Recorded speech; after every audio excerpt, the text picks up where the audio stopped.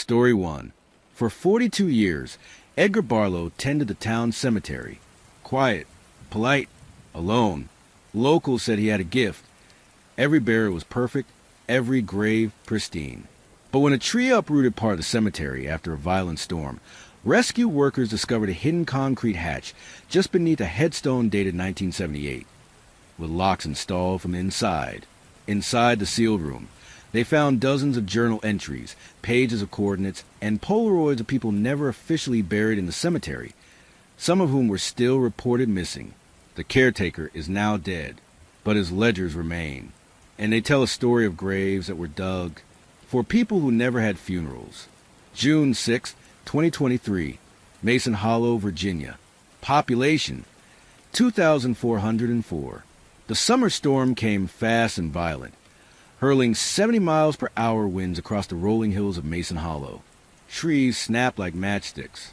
Power lines fell, and at the town's northern edge, just beyond the wrought iron fence of Whispering Pine Cemetery, a century-old oak twisted free from the soaked earth and crashed through 4 burial plots in Section D. By morning, it wasn't the damage to headstones that made the town panic. It was what lay beneath them. The roots had ripped through a cement layer hidden beneath one of the older graves. At first, workers thought it was just a protective burial vault. Then they saw the padlock and the hinges. The slab wasn't a vault. It was a door. The cemetery no one questioned. Whispering Pines was the kind of cemetery people forgot about. Quiet, humble, a few hundred graves, most weathered and moss-covered. No fancy crypts, no mausoleums, just rows of modest stones and the occasional ceramic angel garden of the departed. At its center stood a small brick caretaker's building, home to an old man no one really knew, Edgar Barlow. He was in his 70s, hunched but strong, with deep-set eyes that never quite met yours. He didn't talk much, didn't go to town events, but everyone knew him. Everyone trusted him. He'd been there since 1981. No one could remember who hired him, or if he'd ever actually been paid. Just Edgar. Local funeral director Molly Raines told reporters the day after the storm. Edgar was always just there. If you needed a plot opened, it was done before sunrise. Every time. Clean lines. Dry coffins. Not a single mistake in over 40 years. He worked alone. Never took vacation. Never missed a burial. He lived in the back room of the caretaker's office, next to the old supply shed and a tin-roof greenhouse. He didn't own a car, just an ancient bike with a milk crate strapped to the back. When asked what he did in the winters, Edgar once replied, keeping him warm. The locked door, the concrete hatch beneath the fallen tree was 6 feet wide, covered by 3 inches of dirt and a headstone marked Eunice Flannery, 1904 to 1978. But Eunice was never buried in Whispering Pines. Her record showed she'd been cremated and scattered off the coast of Georgia. The headstone had been faked. Beneath it, the concrete hatch had a recessed keyhole, rusted over but intact. When the fire department pried it open, the metal door gave a groan, and a gust of warm, foul-smelling air rolled out. Below was a short stairwell, and a single narrow room. Inside the room, the chamber beneath Section D was dimly lit by a single exposed bulb, still working, powered by a cable that snaked up through the dirt and into the greenhouse. There were no bodies, but the room was far from empty. Along the back wall stood 3 rows of steel filing cabinets, floor to ceiling. A workbench lined with old Polaroid cameras, topographical maps, and a dusty typewriter sat opposite. And in the center of the room, on a wooden pedestal, a ledger, leather-bound, untitled, heavy. Its first page bore only a date, September 3rd, 1982. The ledger entries. Each page in the book followed the same format. A name, a location written as GPS coordinates, a burial depth measurement, and a brief note. Example, H.J. Mathers, 38.2239 degrees north, 78.9342 degrees west, 5.5 feet, no casket, canvas wrap, quiet night. There were over 70 names listed. Many of the names were not in the official cemetery records. Several didn't match any known death certificates in Mason Hollow or the state of Virginia, and when investigators cross-referenced the coordinates, They didn't point to whispering pines. They pointed to forests, riverbanks, abandoned lots, and distant fields, most on private or government land. Barlow had been burying people, in places no one should. The Polaroids, inside the filing cabinets. Investigators found hundreds of labeled Polaroids, most clipped together with paper tags. The photos varied. Some were faces, young, old, male, female. Some showed hands bound with rope, or feet beside open holes in the earth. Others were grave markers, homemade crosses, or simply disturbed patches of soil. But none matched graves in the cemetery, and many were time-stamped with dates matching the ledger entries. Dozens were dated between 1982 and 2004. There was no overlap with official burials at Whispering Pines. The quiet man's quiet death. Edgar Barlow had died just 6 months earlier. No funeral. No next of kin. A neighbor found him slumped in his rocking chair inside the caretaker's shed. Television static, still humming in the background. The coroner ruled a heart failure. His modest belongings were boxed and donated. His journal, filled with cryptic gardening notes and weather observations, was never questioned. He was buried, ironically, in a plot he had likely dug himself. But not long before his death, he'd told the town librarian something odd during a rare visit to renew an expired card. They say your last breath is a secret. Mine's been buried for years. Who were they? When the FBI became involved, a pattern emerged. Among the names in the ledger, 2 matched unsolved missing persons cases from the 1980s in nearby counties. One was a traveling salesman last seen in 1990. Another was a local teen, Andrea Lattimore, who disappeared in 1997 after a Halloween party. No one had ever connected them before. Different ages, different backgrounds, different years. The only thing linking them? They were all buried by Edgar, without a trace. The storm that felled a tree unearthed more than rotted roots. It revealed a network of secrets meticulously maintained by a man no one questioned, who spent decades hiding the dead in plain sight. But the most terrifying question still lingered. Why? Was Edgar a vigilante? A serial killer? Or something worse? A man hired to make people disappear? June 2023.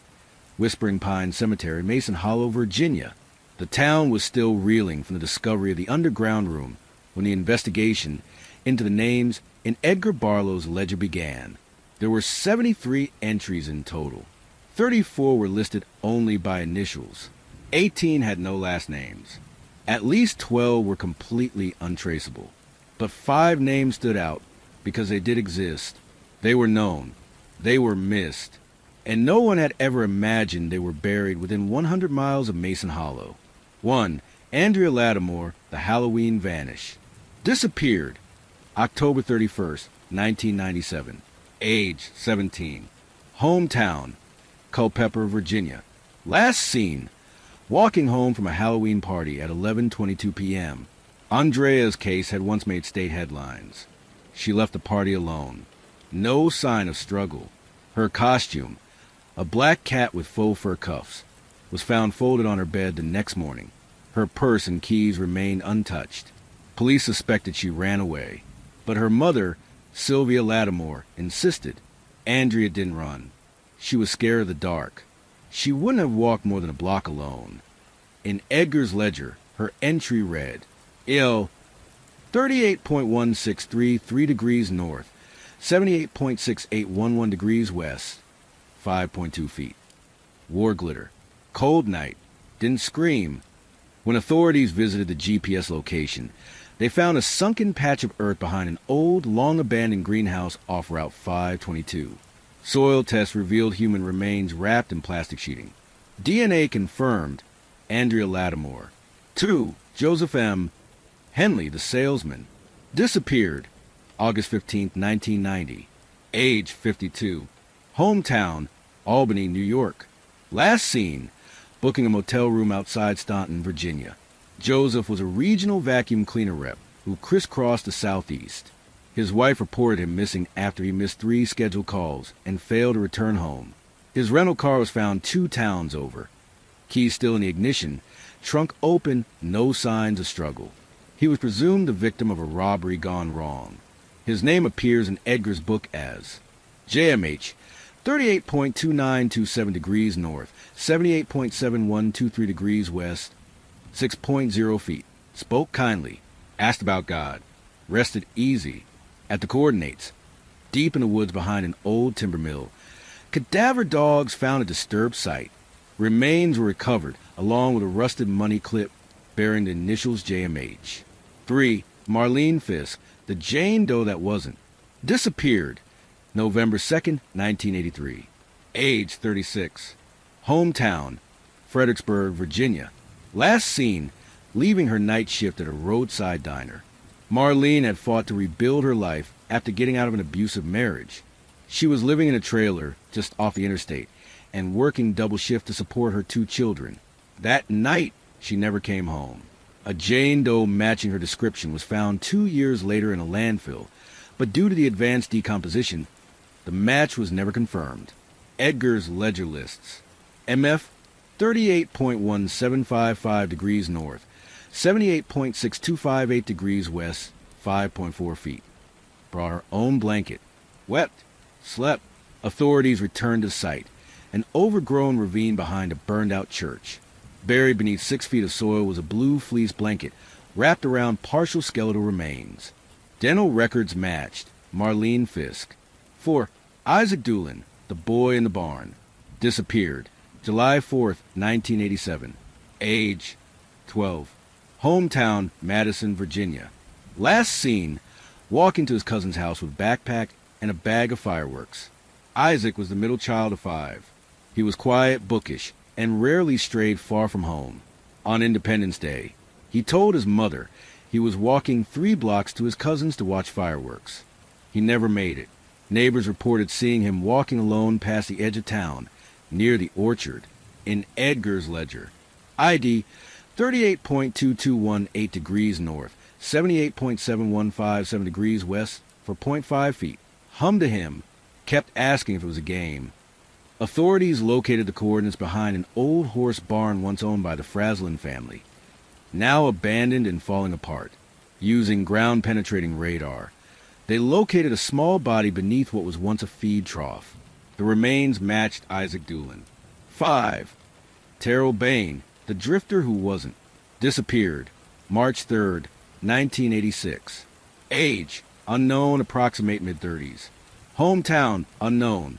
Last seen hitchhiking near Gordonsville, Virginia. Terrell was known only by first name at the local shelter. He came and went quietly, rarely spoke of his past. Most assumed he was mentally ill. One morning, he disappeared from his usual park bench.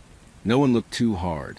In Edgar's ledger, TB 38.2002 degrees north, 78.7089 degrees west, 5.0 feet. Didn't mind. Call me a friend. At the site, beneath the roots of a sycamore tree, were bones, a Bible, and a pair of broken glasses. There was no way to positively ID him. No fingerprints, no dental matches. But the initials and the description match. One of the invisible people, no longer invisible. 5 people, 5 burials, 1 gravekeeper. All 5 matched the same pattern. Buried alone in rural, off-grid locations. No official record of burial. No connection to each other. All had vanished without strong leads or witnesses. And all were recorded by Edgar in exacting detail. He remembered the weather, the sound they made, the way they looked in the dirt. Some entries were even tender, like someone caring for the dead rather than killing them, which raised the question, was he their killer or their final witness? The FBI's dilemma. As agents combed through the rest of the ledger, 2 competing theories began to form. Theory 1. Edgar was a serial killer who operated quietly under the cover of his position, targeting the vulnerable and discarded. Theory 2. Edgar was a cleaner, someone who disposed of body for others. A participant, but not always a murderer. Some entries were too cold, too clinical. Others were strangely emotional. He sometimes described what they were wearing or what they said, but he never described how they died. Who helped him? The most chilling implication came from the logistical analysis of the 73 burials. At least 21 required transport of a body across county lines. Several occurred on the same night, impossible for one man on a bike. Some graves were dug in under an hour, which would require equipment Edgar didn't have access to. And some were dug years before Edgar had officially taken a caretaker job, meaning he wasn't working alone. He might never have been. The more names they uncovered, the more it became clear Whispering Pine Cemetery was only one piece of the puzzle.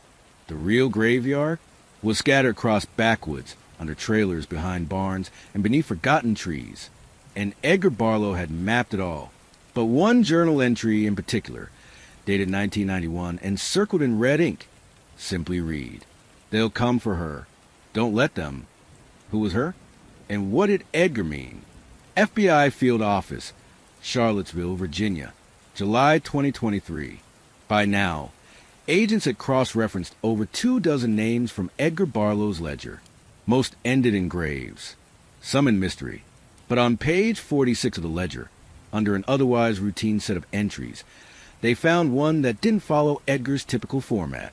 Instead of coordinates, the location was replaced by a single phrase, "not buried," and next to the initials. CJH, July 12, 1991, 10:45 p.m. Too young. Couldn't do it. Hid her. Circled in red ink with a note beneath. "They'll come for her. Don't let them." It was the first sign that one of Edgar's would-be burials might have survived, and that Edgar had gone off script. Finding CJH. The initial CJH led the team into records from the summer of 1991. The closest match?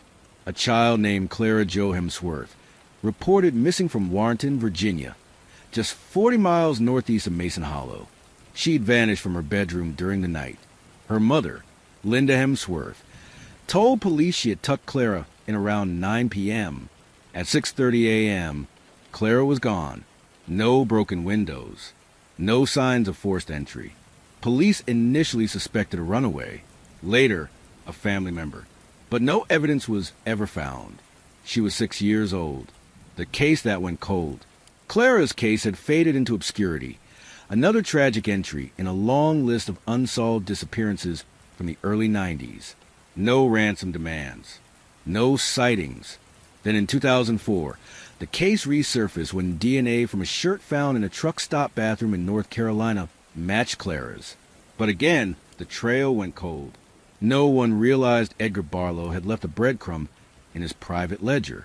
And no one had ever looked for Clara in Mason Hollow. Until now, a hidden letter, tucked inside one of Edgar's filing cabinets, hidden behind a false drawer base.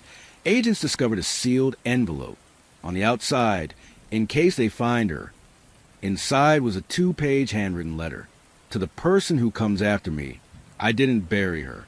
I couldn't. She looked up at me and asked if she'd ever see her mom again. I took her to the well house and locked it from the inside. Left her food, toys, kept her warm. I thought they'd come back. But they didn't. I lied to them. Told them I lost her. They got mad.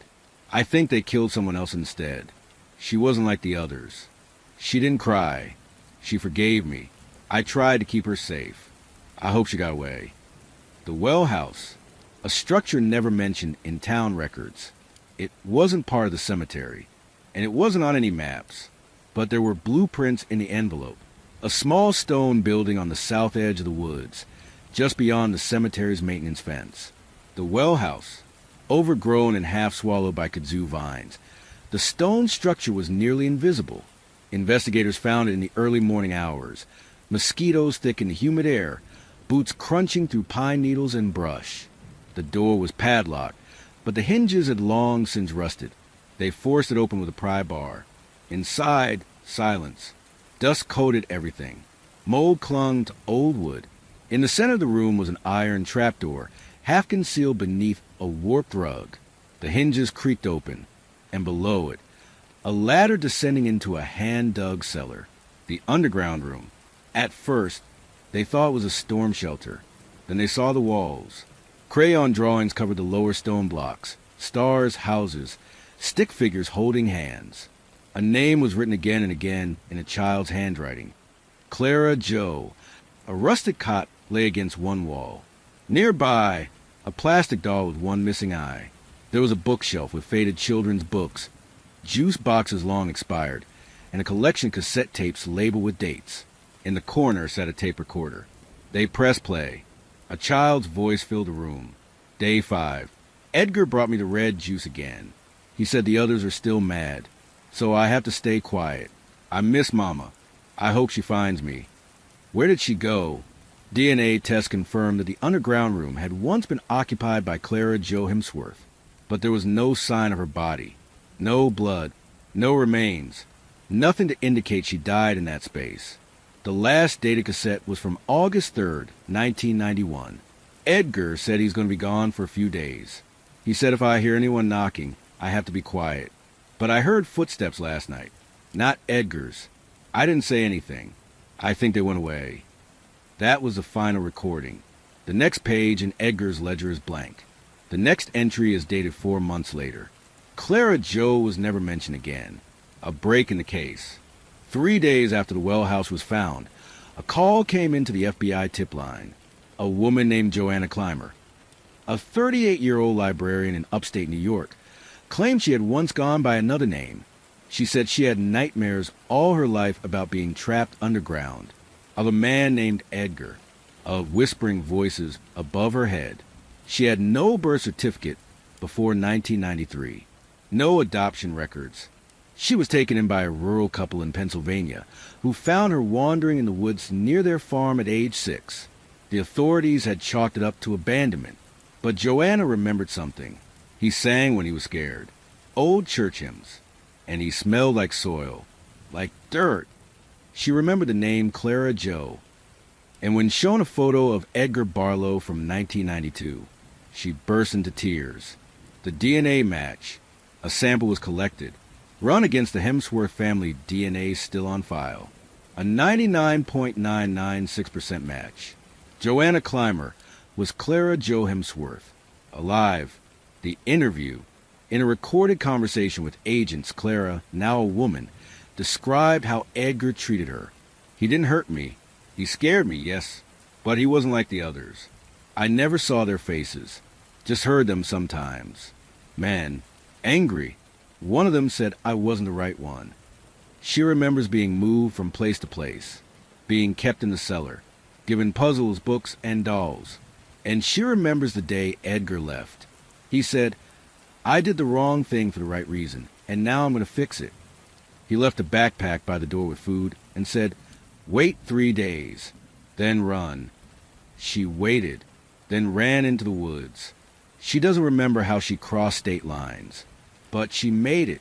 What was Edgar protecting her from? If Edgar had been disposing of victims for someone else, or some kind of organized group, then Clara's survival posed a risk. Her age, her innocence perhaps had made him hesitate. Or perhaps he saw something in her that reminded him of a past mistake. But the implication from the ledger, that someone else had tried to take her, and that Edgar had stopped him, opened a new theory. That Edgar wasn't just a killer. He was a gatekeeper for something much larger. Clara Jo Hemsworth is now living under federal protection. She's begun trauma therapy and plans to speak publicly once she's ready. Her story confirms one truth. Not all of Edgar's secrets are buried in the dirt. Some are alive, some remember, and if Clara survived, maybe others did too. Agents uncover evidence that Edgar was taking instructions, not just from instinct, but from somewhere higher up. Because deep in his storage chest, they find a list of payments, and each dollar matched a name. FBI evidence storage, Mason Hollow Police Department, July 2023. By now, federal agents had uncovered more than a hidden burial room, a false grave, and an off-the-book cellar. They confirmed the identity of Clara Jo Hemsworth, one of Edgar Barlow's nearly victims.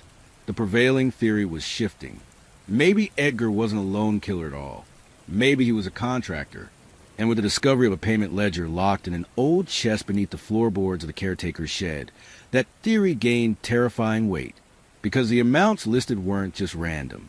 They matched names in the burial book, the Ledger of Lies. The payment ledger was tucked inside an oilskin pouch marked, simply with a hand-scrawled date. Begin May 2nd, 1980, The interior pages, like Edgar's burial log, were tidy, methodical, clinical. Each entry followed the same structure. A date, a coded transaction ID, e.g. 019A, 019B, etc., a dollar amount, a single set of initials, and a brief location name.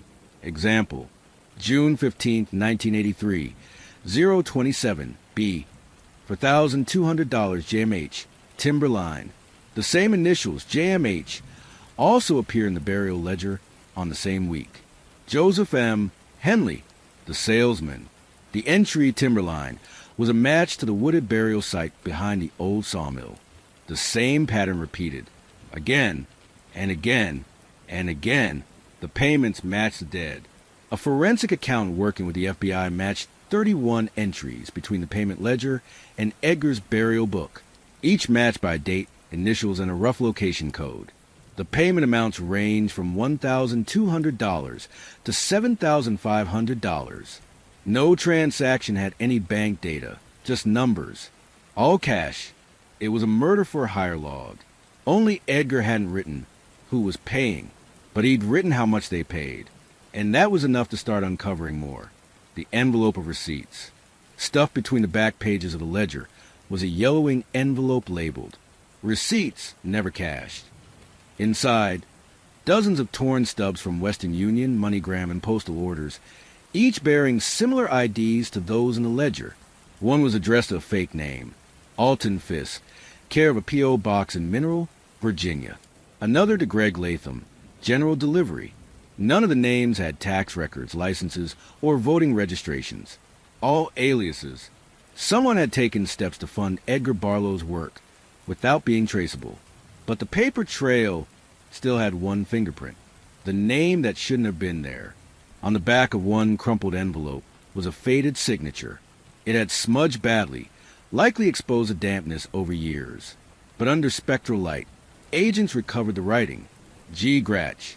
It meant nothing at first, until they ran it through a federal clearance database. Gerald Gratch was a former D.C. corrections officer who worked as a rehabilitation contractor from 1976 to 1985. He was never indicted, but had long been suspected of running extrajudicial operations with ex-cons and career criminals, quietly getting rid of recidivists deemed too difficult for the courts. Essentially, a state-sanctioned cleaner. Gratch was believed to have disappeared in the early 2000s. Some said he retired to Florida. Others claimed he died overseas. But now his name was connected to payments made to Edgar, and the dates lined up. The list of favors. Buried inside the payment book was a folded piece of paper, crudely typed, across the top.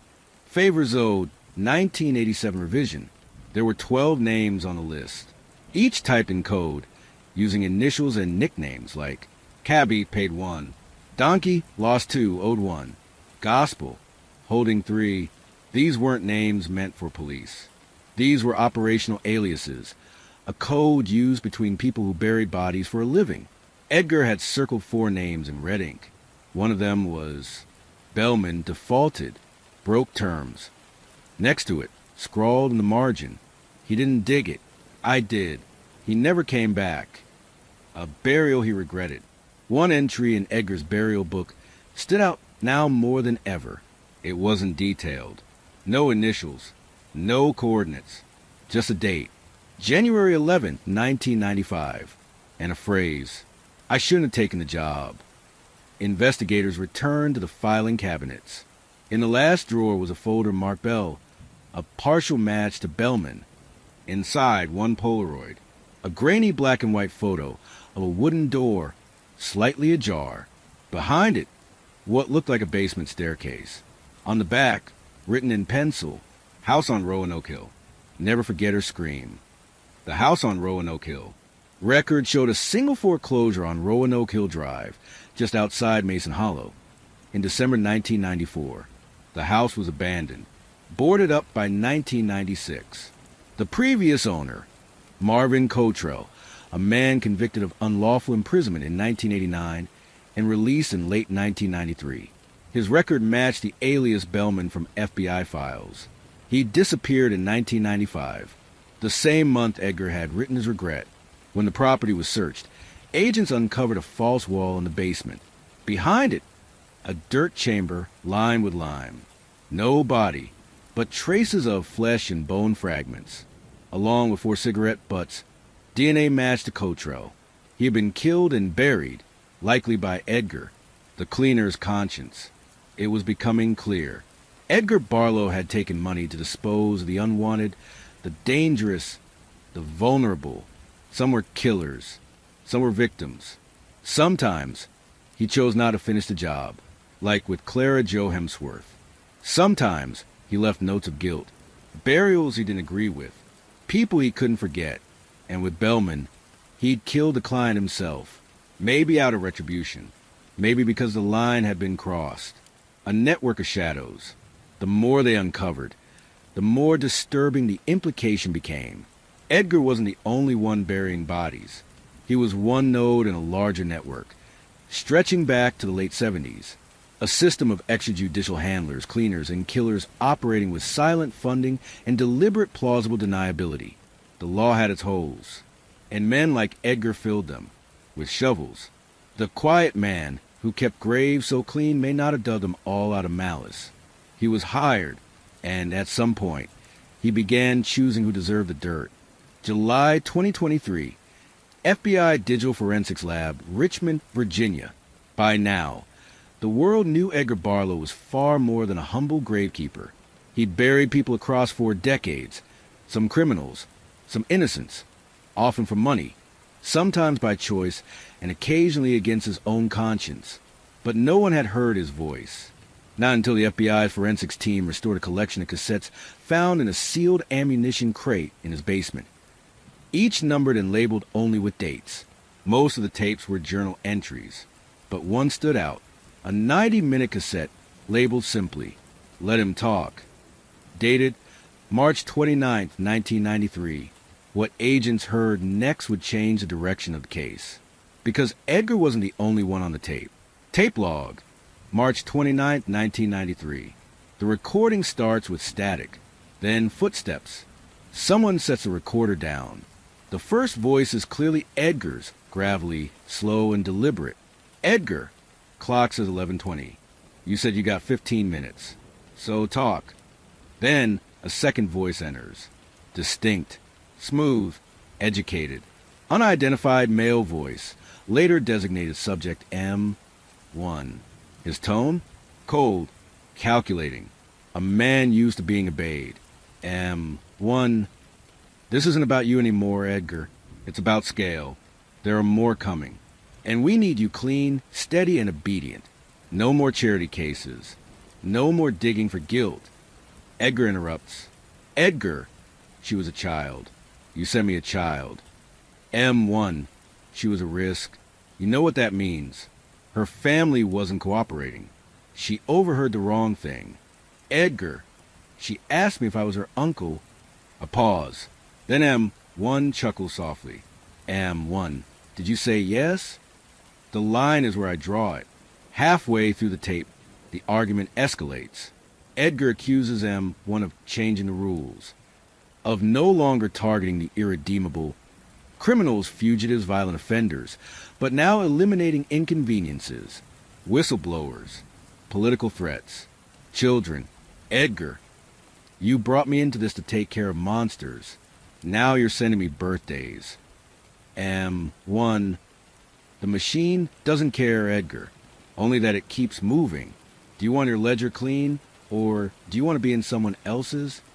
The implication is chilling. Edgar's compliance was secured by mutual guilt. He was paid, but also compromised. Blackmail, leverage, fear. M1 says a name near the end of the tape. M1. You remember Roanoke Hill? You want that little accident aired out. Roanoke Hill, the Cottrell case. The man Edgar buried without orders. A personal kill. He was being watched. Let him talk. The final 15 minutes of the tape are mostly Edgar, speaking as if confessing. He talked about digging the same grave twice, burying empty boxes to keep a quota, and choosing not to finish some jobs. Then, chillingly, Edgar, Some of them weren't dead yet. That was the part that kept me up. When I put them in, some coughed, some begged. But the ones that were silent, those were the worst. He describes Bellman, one of the code names from the favors owed list. Edgar. Bellman didn't pay me to bury. He paid me to shut up. He'd already done the burying. I just covered it deeper. At the very end, he whispers, "Edgar, she's still alive. The girl, I saw her running. Let her run." Then, click. Tape ends. Voice analysis. FBI analysts attempted voice matching M. One to known federal, state, and military personnel active in black operations during the late 1980s and early 1990s. 3 potential matches were narrowed down. Elias Monroe, former NSA field agent with ties to classified detainment programs, died 2001 in a reported boating accident. Dr. Warrentow, ex-CIA logistics operator, rumored to have gone dark after Iran-Contra fallout. Whereabouts unknown. General Patrick Vexler, a now-retired military intelligence commander, never charged but quietly investigated for illegal interrogation programs. All 3 men had operated within 300 miles of Mason Hollow during the time of the recordings, but none could be definitively linked yet. The question of consent, with the tape now authenticated and submitted to court proceedings. The FBI faced a dilemma. If Edgar was obeying orders from a larger network, does that absolve him or damn him deeper? He'd admitted to burying people alive, to accepting payment, to lying to families, to disposing of evidence. But the tone of the tape suggested regret, resistance, even fear. Was Edgar Barlow a monster who dug for money, a pawn in a government-sanctioned disposal ring, or a man trying to do good inside a structure built on evil? The other tapes. In total, the FBI recovered 48 cassettes from Edgar's hidden crate. So far, only 11 have been decrypted and transcribed. Among them, a tape labeled a yell, "Don't forget the glitter," likely about Andrea Lattimore. A recording titled, "He Sang While He Died," a file marked "Only Payment Interrupted." Many feature more than one voice. Some feature screams, and one, ominously labeled August 1998, no name, includes a line, "They paid extra to keep this one off paper." Whatever Edgar was doing, someone was willing to spend a lot to keep it secret. The public reaction. When snippets of the recordings were leaked to the press, public trust in law enforcement agencies collapsed overnight. Podcasts dissected every breath. Online sleuths tried decoding the voices.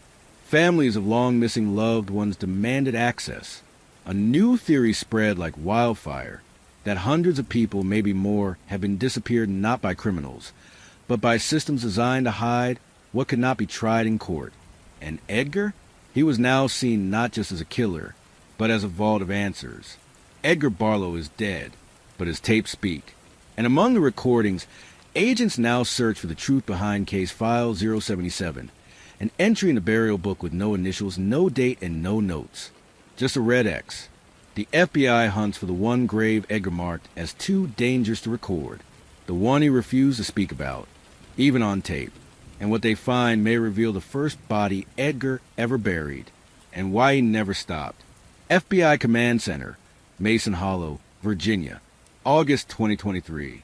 In the growing web of evidence, bones, journals, hidden tapes, one mystery stood out above all. A single, unnumbered entry in Edgar Barlow's burial ledger. No initials, no date, no coordinates, no notes, only a crude, blood-red X across the page. It wasn't like Edgar. He was obsessively neat, meticulous in documenting names, locations, even moods. But here, nothing, and that terrified the investigators more than any grave they dug. The forensic clue. Dr. Lila Hensley, the lead forensic linguist assigned to decoding Edgar's documents, discovered something in the margins under ultraviolet light. Faint ink revealed the phrase, "Don't dig twice." It wasn't visible to the naked eye, clearly an erased note, but was written in Edgar's own hand. And just beneath it, scrawled in almost illegible pencil, it started there. Suddenly, agents realized this wasn't just a grave. It might be the first. The beginning of Edgar's descent. Interview with a survivor. Agents brought in Russell McHale, a former groundskeeper who briefly worked under Edgar at Whispering Pines in 1979.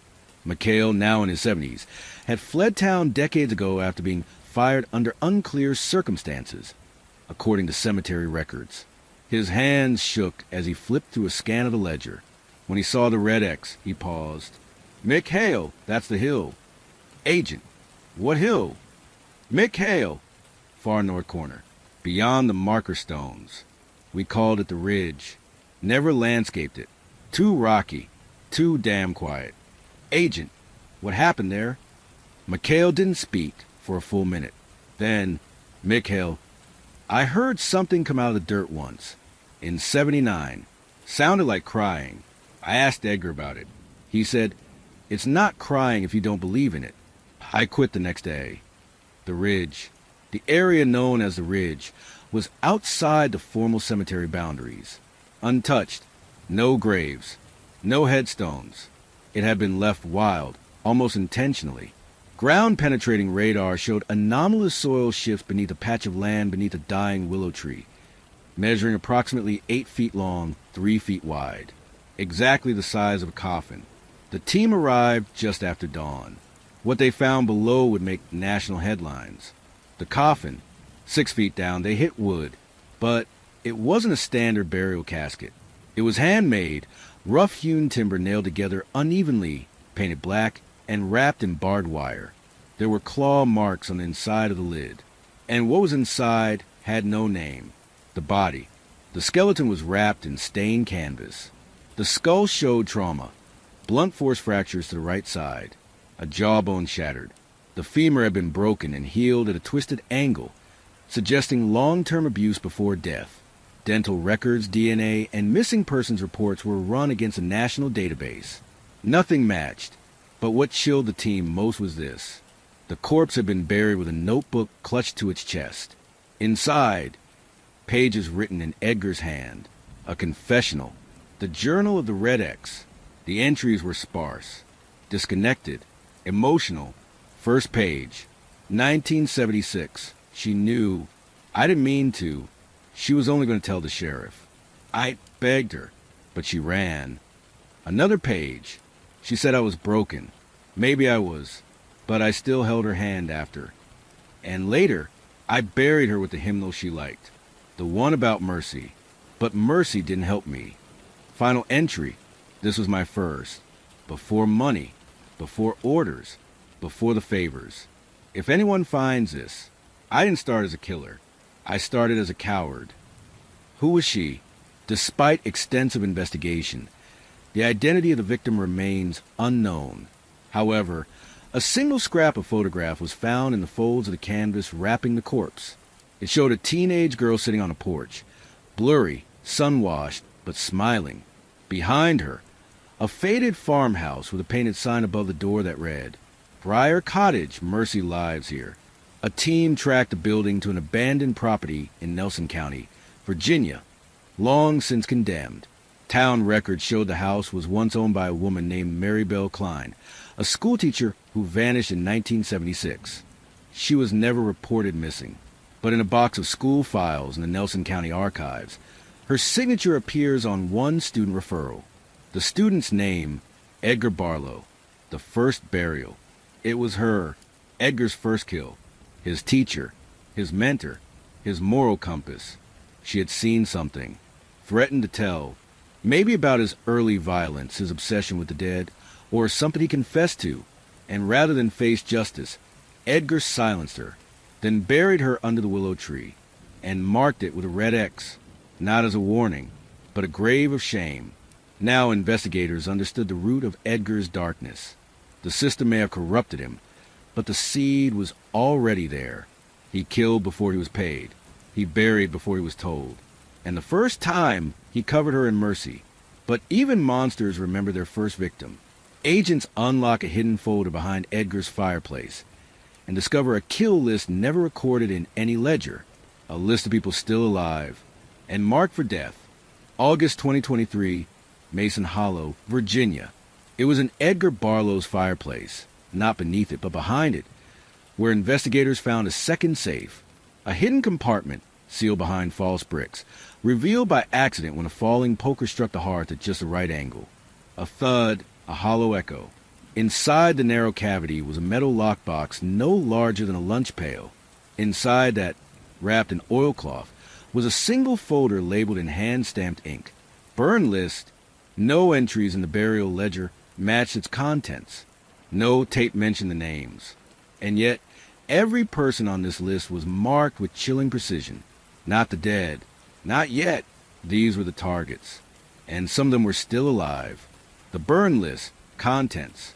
The folder contained a sheet of yellowed, typewritten paper titled Operation Mercy, Revision 5.3. Underneath, 15 names, each accompanied by a 4-digit number, presumed code or case file, a last known address, a brief note under status, active, deferred, or cleared. The final column, disposition, marked either burial approved, hold, or redacted by hand. But 4 names were underlined in red pen. Those 4 entries had handwritten notes by Edgar himself. One note stood out. Tried once. Got away. Might talk. This was no post-mortem record. It was a kill list. The survivors. Federal agents immediately prioritized the 4 red line names. Each was cross-referenced in public and sealed records. Shockingly, 2 of them were alive. One, Dr. Madeline Ortiz, status, deferred, a 67-year-old retired medical examiner living in rural Kentucky. In 1989, she worked briefly as a private pathology consultant in Northern Virginia. That same year, her home was mysteriously firebombed. Case unsolved. Dr. Ortiz had changed her name and identity in 1991. When interviewed, she confirmed, "I saw what they brought me. That wasn't routine death. And when I asked questions, someone followed me for a week." She remembered a man with dirty fingernails and gravedigger's boots standing at the end of her street. It was Edgar. She moved that same night. 2, Glenna Tusk. Status, active, a former housekeeper at the Whispering Pines Cemetery Lodge. Glenna had disappeared in 1995 after reporting strange sounds from the shed and being hospitalized for paranoia. The FBI found her living off-grid in a Montana cabin, armed and reclusive. When shown Edgar's photo, she didn't hesitate. He told me I wasn't supposed to hear it. The girl screaming. But I did, and he told me, "Now I gotta bury you or you gotta disappear." I chose to disappear. She wept when agents confirmed Edgar was dead. You don't know what it's like, living years thinking you're still on someone's list. Now she knew, and she was right. The burned entries. Among the 15 names, 7 were charred, burned partially, as if someone had tried to destroy the document and change their mind. One name was only partially legible, R. Ken. Another was obscured entirely, except for a typed note. Cleared.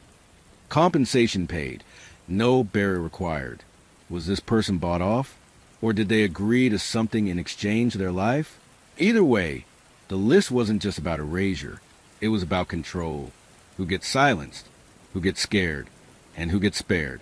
The note inside, tucked between the burned pages, was a handwritten letter. Not typed, not formal, scrawled in haste. The ink smeared in places, as if written during panic. I didn't want to keep this list. They made me, said it was insurance. If I didn't carry it, they'd know I couldn't finish. I buried the ones they said, but not all. Some I let walk. Some I let run. I'm tired of being in the line. And at the bottom, if you found this, dig the box behind the church wall, the one with no name. The church wall. Back at Mason Hollow Cemetery stood the old stone chapel, long condemned and overrun with ivy.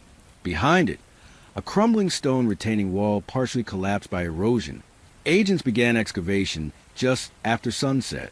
3 feet down, wrapped in waterproof tarp, was a military-style footlocker. Inside, 6 cassette tapes, a black binder labeled fail-safe, a single Polaroid of a man in a priest's collar, his face burned out of the photo. The binder was the true prize. Operation Mercy, The blueprint. The binder detailed Operation Mercy, referenced earlier in the burn list. It wasn't a law enforcement operation. It was a containment protocol. A network of gravediggers, handlers, and correctors used to clean up soft failures in federal, medical, and corporate sectors. In essence, if someone became a liability, they were cleared. If they resisted, deferred. If they posed a threat, burial approved. The program had ties to private military contractors, former correctional officers, and yes, religious institutions offering penance services for deeply confidential sins. Edgar Barlow was one of their longest-serving field assets, and he was the only one who ever tried to get out. The Polaroid priest. The photo, damaged though it was, held one legible clue, a name embossed on the reverse side. Father Marcus Deering, 1984, Chapel of St. Withrow. Deering had once run a rural rehab facility for troubled men in West Virginia, closed abruptly after allegations of disappearances. He was never charged. Now, his name was on a document inside a death list vault. A trace run by the FBI revealed Deering was still alive, living in South Carolina under a new name. A visit was arranged, and what Deering confessed to would rip open an entirely new chapter of horror. The burn list wasn't the end. It was a deferred execution queue, a registry of people meant to die quietly, people who knew things too dangerous to speak aloud. And Edgar, in the end, was the one man who kept those deaths from happening. He didn't just bury secrets. He sometimes saved them. The FBI confronts Father Marcus Deering, and he tells them about the first 7, the original candidates chosen for Operation Mercy, and how only one of them survived.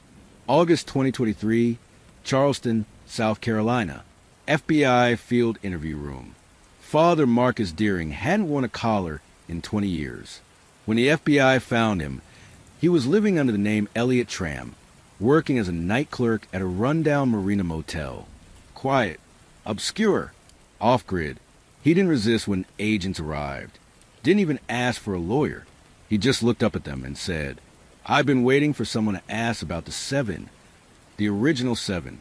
Inside the interview room, Deering's voice trembled not from fear, but from age and the burden of memory.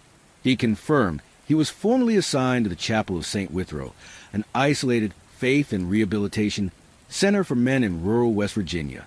The chapel operated from 1979 to 1985, funded by private donors and mysterious grants.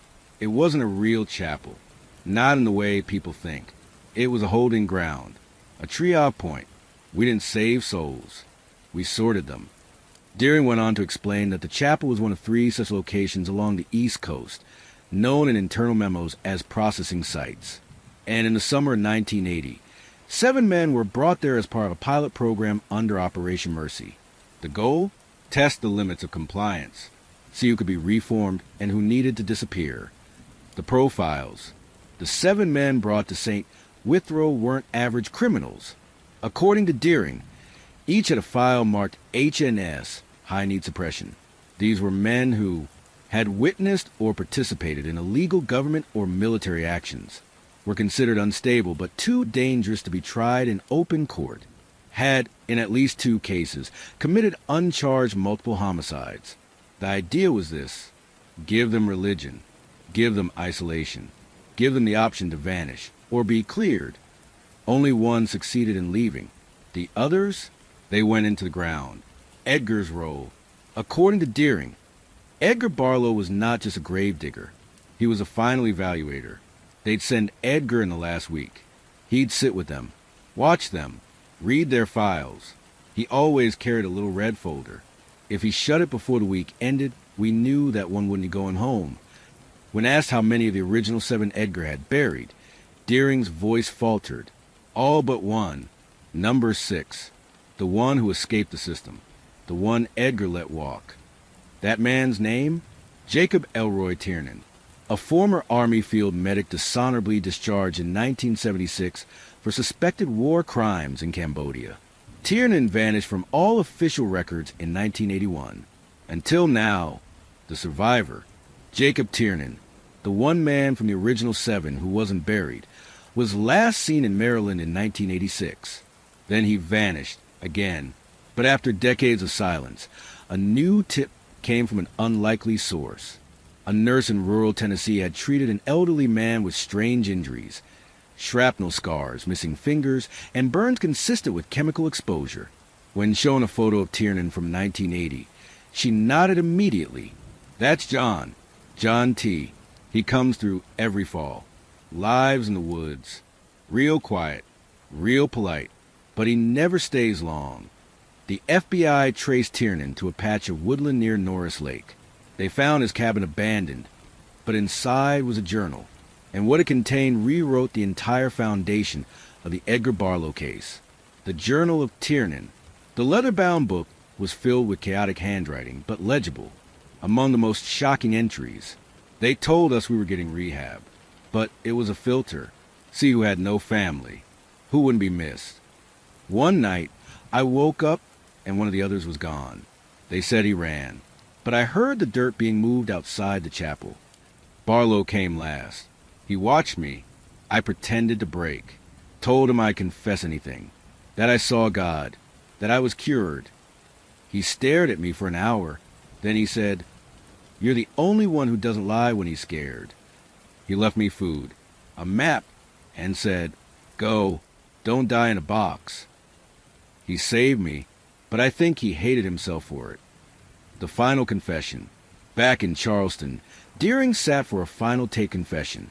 He revealed that Operation Mercy continued through the mid-90s, even after collapse of St. Withrow. Barlow was used in over 40 evaluations at different chapels, work farms, and hospice placements, each a thin veil for human disposal operations. I stopped believing in God the moment I realized I was signing off on graves. Edgar stopped believing in justice the first time he buried someone who forgave him. And in a final chilling statement, there were more than 7. There were always more. The map. Inside Tiernan's cabin was a hidden compartment beneath a loose floorboard. Inside it, a map drawn by hand. It showed red excess across 3 states, Virginia, West Virginia, and Pennsylvania. 12 in total. Beside each, in messy block letters, whisper, a code, or names. When matched to federal cold case files, each X corresponded with a missing person last seen in proximity to privately funded correctional or religious facilities. Most were never investigated. The implication? Barlow wasn't burying individuals. He was cleaning entire locations. With Deering's confession and Tiernan's journal, the final pieces are falling into place. Barlow was not just a killer. He was a witness, a cleaner, a man who chose silence, then chose penance. But with the names on the map still missing and one more tape labeled "End of Line" yet to be decoded, questions remain. Agents trace the red excess across 3 states and uncover a mass grave that could contain more than 30 bodies, all buried before the public ever heard the name Edgar Barlow. September 2023. FBI Mobile Command Unit, Appalachia Corridor. The map found beneath Jacob Tiernan's cabin floorboards, hand-drawn, marked with 12 red excess, was more than just a relic of survival. It was a death ledger, a record of locations where Edgar Barlow had been sent not to dig one grave, but to erase entire facilities. Each X carried one word beside it. Whisper, initially dismissed as a code or alias, the FBI's behavioral threat analysis team discovered a chilling reality. Whisper wasn't a name. It was a program classification, a clearance level, used internally by private contractors, certain law enforcement task forces, and black-budget government entities. Whisper designated facilities that were too dangerous to be investigated, but too unstable to remain open.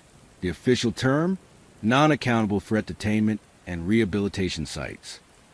Unofficially, ghost prisons, the Whisper sites. Using Tiernan's map and coordinating with public utility records, historical aerial surveys, and FEMA documentation, agents identified all 12 locations. Most have been shut down decades ago. Some burned, some razed, one buried beneath a highway expansion project. But one site, marked with a double X, was still intact. An abandoned juvenile correctional center in Allegheny County, Pennsylvania, near the coal town of Sable Ridge. Local records listed it as closed in 1983, following budget violations and staffing misconduct. but witnesses said it was never truly empty. Locals avoided it. Some called it the Hollow School, the Sable Ridge site. The Hollow School was surrounded by a 10-foot chain-link fence, overgrown, windows shattered, the interior rotted by mold and dust. But behind the building, camouflaged by years of kudzu and underbrush, agents discovered a concrete hatch embedded into the hillside. Laser imaging showed a cavern system, unnatural in shape and depth. And then they found it, the elevator shaft, leading down into a sub-basement that wasn't listed on any floor plan. Edgar's fingerprints were on the interior railing, preserved in mineralized dust. The Chamber of Names. Inside the lowest chamber, agents found a brick room sealed with rusted iron doors. Torchlight revealed the interior. Wooden crates stacked 3 high, each marked with red stenciling. Subject archive, whisper level only. Inside the crates, bones, clothing, ID badges, patient files, photographs of detainees, some as young as 11. Most were classified as unstable youth offenders, though no court records confirmed their incarceration. Some files were stamped with a red X and the words, "Deemed non-compliant. Finalization approved." These were kill orders. Sanctioned, filed, forgotten. Until now, the unrecorded mass grave. Adjacent to the basement vault, GPR detected a tunnel collapse beneath the north wing. Excavation revealed a pit, 14 feet wide, 6 feet deep. Inside, 38 sets of remains. Stacked, no coffins, no burial rites, each wrapped in plastic or canvas. Some with ball gags, others with restraints still attached. Dental records and DNA identified 4 missing juveniles from Pennsylvania and West Virginia, ages 13 to 17. All had been reported missing between 1979 and 1982. All were previously dismissed as runaways. The site was quietly sealed by authorities in 1983. No arrests were ever made. Until now, the Whisper Directive. In the fail-safe binder recovered behind the church wall, agents found a declassified document titled Operational Whisper Directive, Initiation Protocol, 1978 to 81. It outlined the use of non-public facilities for detention and re-evaluation of individuals flagged as threat level 3 or higher. The criteria? Repeated juvenile offenses, undocumented behavioral instability, witness to confidential trauma or internal misconduct, lack of family oversight. In short, kids no one would miss. Page 7 named 3 authorized corrective personnel. The first 2 names were redacted. The third, E. Barlow, a witness emerges. Among the files recovered from the Whisper archive was a preserved voice cassette labeled Subject 6, Recollection Session, October 14, 1981. The voice on the tape belonged to a young male, tense, defensive, rambling, but coherent. His name, Derek Lane, 15 years old at the time. He describes watching other detainees be led downstairs and never come back. He names Mr. Barlow as someone who told him to sleep when you hear screaming. And then, with a whisper's own, he gave me the map, told me to fake a seizure, said if I made it out, I'd have to remember. I remember. Where's Derek Lane? Derek's name never appeared in any state records, but the FBI traced a matching alias, Dean L., used in a series of psychiatric treatment centers in the 1990s. Eventually, they found him. He had been living under an assumed identity in Oregon since 2002, working as a janitor at a church school. When agents approached him, he asked only one question: is he dead? When they answered yes, he said, then I can finally stop watching my window. He confirmed that Edgar helped him escape, and that he saw him bury at least 10 bodies with his own eyes. But what he said next shook the agents. Barlow told me Whisper wasn't just a program. It was a test, to see if we'd turn into what they feared. If we survived, we'd been remade. He said we weren't victims. We were practice. With the mass grave uncovered, the remains cataloged and survivors found, Edgar Barlow's story reached a terrifying new scale. He wasn't just a man haunted by what he did. He was a final functionary in a system designed to erase people before they ever became a problem. And somewhere in the final tape, labeled End of Line, was a voice recording Edgar made before his death. A last message, a final accounting. The FBI listens to Edgar's final tape. In it, he names names, he names places, and he names the one person still alive, who taught him how to bury,